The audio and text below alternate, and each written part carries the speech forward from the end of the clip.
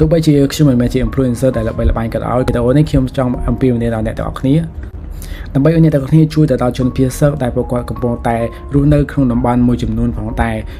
ពួកគាត់កំពុងតែខ្វះខាតសម្ភារៈបំពាក់ក៏ដូចជាអាហារ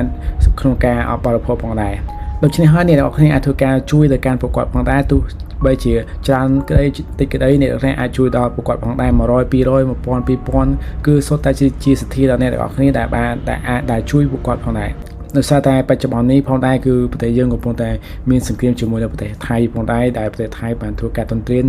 ចូលមកទឹកដីរបស់យើងដែលធ្វើឲ្យប្រជាជនរបស់យើងមិនអាចរស់នៅក្នុងទីកន្លែងផ្ទះសម្បែងនិងស្រុករបស់គាត់បានទេអញ្ចឹងពួកគាត់ត្រូវតែភៀសមកកាន់កន្លែងមួយដែលមានសុវត្ថិភាពអញ្ចឹងខ្វះខាតច្រើនខ្លាំងមែនតើហើយអ្នកទាំងអស់គ្នាអាចធ្វើការជួយជាជំនួយបន្តិចតួចរបស់អ្នកទាំងអស់គ្នាទៅកាន់ពួកគាត់ផងដែរ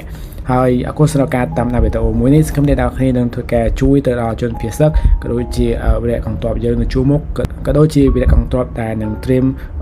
ទៅការពារទឹកដីយើងផងដែរ